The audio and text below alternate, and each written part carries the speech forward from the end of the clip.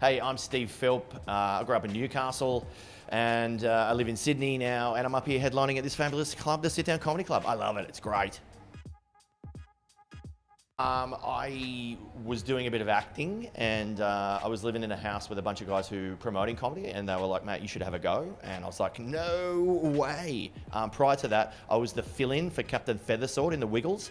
So if he was ever sick, then I would get a crack. But he was never sick. He's never had one sick day all year. What a dickhead. So I think he was worried that I'd be too good at being Captain Feathersword than he was, but he kind of nailed it anyway. So then I had a bit of a crack at it and went in a couple of those comedy comps, and they went actually pretty well. I won a comedy competition in Canberra. I panicked that much that I had no material, that I found one of those vacuum cleaners backstage, like the Ghostbusters one, and I went out on stage and didn't mention it. I just did my whole act with this vacuum cleaner swinging around, and it worked. I won somehow, which was pretty cool.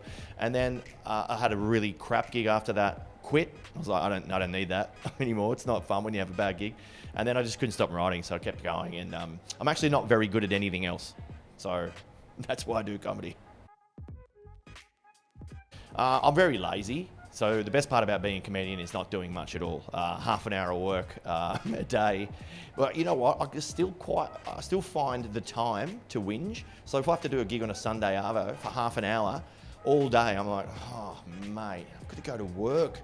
Like, I live next door to a builder who's building his own house and about seven others. And on a Sunday once, he goes, "You going to work?" And I was like, "Yeah." And he's like, "Man, that's brutal." I said, "Yeah, half an hour." And he's like, "What?" I'm like, "Yes, sorry, probably shouldn't be whinging to you." I did a gig at a place called the Bridge Hotel in Balmain in Sydney, and it wasn't fun. There was like 6 to 7 other open micers there. There was always a semi-pro guy emceeing. It was a bit different to now. No one really cared. If you'd sucked, the MC would come back and go, "Whoa, that was crap." You kind of had to learn pretty quickly. And then it's also hard to make other open micers who are being very competitive to laugh. They don't really want you to do well so that they don't get a gig. And also, open micers and other comics laugh at weird stuff that normal audiences don't. So you never got a good gauge as to how well you're actually going. So, yeah. I've done a lot of bad gigs. I did a gig at a sailing club, and I think I got sent the wrong information. It was a corporate gig, which are always a bit tricky. And the guy who was running it said, "Mate, just rip in, tear into them hard." And I was like, "Oh, I don't know about that." So I did it, and they didn't like it. I was supposed to do 40 minutes. I did about 20 and went, "Well, this is crap," and I just left. But you know what? The worst gig I ever saw, not for me, but sometimes comedy can be fairly brutal, and hecklers, it doesn't happen a lot anymore, but the worst heckle I ever heard was this comic wasn't doing great. You could hear the cutlery and stuff in the room. It was very quiet. And he says, he had a didgeridoo with him, and he goes, "Oh, does anyone want to hear a didgeridoo?" And some guy at the back yells out, "How about your didgeridoo?" Right? I was like, "Thank you, good night." Who are some of my favourite comedians? I loved Jim Owen. I remember going and seeing Jim Owen. He came to Newcastle once. I remember a masterclass of comedy. And at that stage, I hadn't really even decided to do comedy, but I remember just thinking, this guy's at another level in a different game, you know? And then on another level, just seeing guys in Sydney. I remember turning up to see Chris Wainhouse once at a gig. And at that stage, I think I'd done 2 open mic gigs. And I remember seeing him just absolutely destroy and thinking, I can't do that. So I don't watch a lot of comedy though. I don't know. If you're a bus driver, you don't really go home and watch videos of other bus drivers.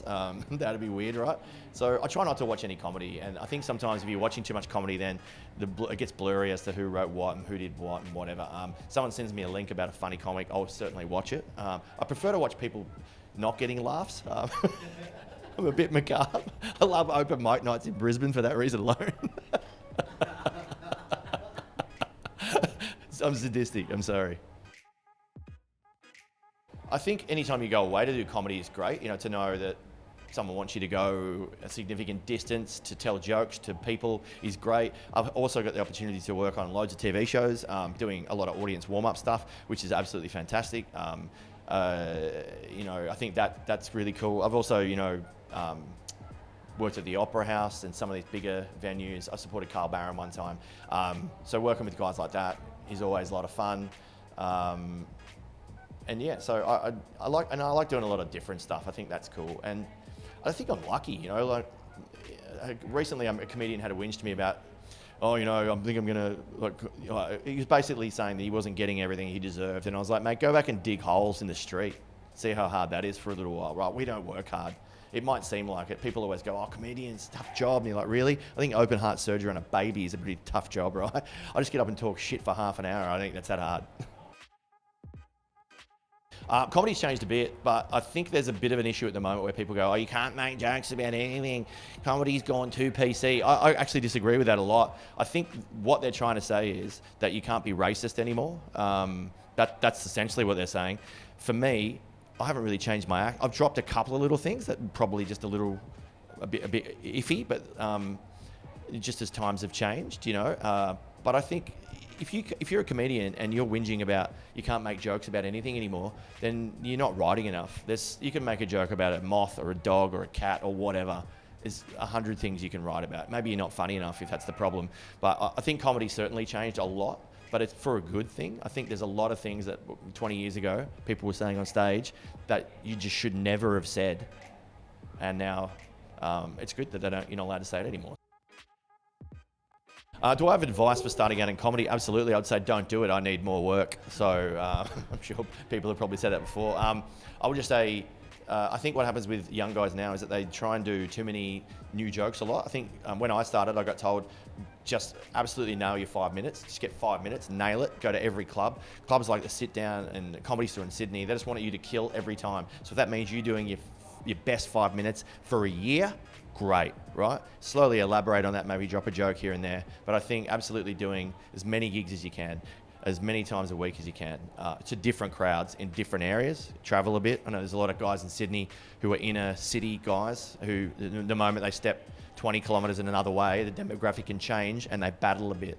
So I think you certainly have to see different suburbs and all that sort of stuff. But good luck. I still enjoy doing this. I make a lot of funny videos that I show on cruise ships. I did a video of Troy Kinney once, which was called Can You Get In Anywhere With a Ladder? And we filmed it, so I enjoy doing those. I've got an idea to film a hidden camera sketch called Can You Work From an Ikea? So I send someone in a full suit and tie and they work from one of those office spaces in an Ikea. And then over the course of the next 5 days, their business grows. They've got a receptionist, they've got board meetings in the IKEA space to see if the IKEA people know that someone's actually working from there. As you get kicked out, you're inevitably going to get kicked out. You get a phone call from your wife who says, you're going to be home for dinner. And as you come around the corner, there's your wife and kids at one of the display dinner tables as well. So I'd love to make more videos like that and do some more traveling around and see some more places and stuff as well, which is great. Thanks for having me. I've had a great time here at Sit Down. I love coming to Sit Down. It's unreal. If you want to see more of my stuff, I'm on Instagram. I think Steve_Philp, where I call my 2-year-old a dickhead a lot, right? You can check that out. I'm also doing a beer podcast at the moment called Beer Men TV. So make sure you check that out if you like craft beer. If you don't, just go back and drink your VB, you loser.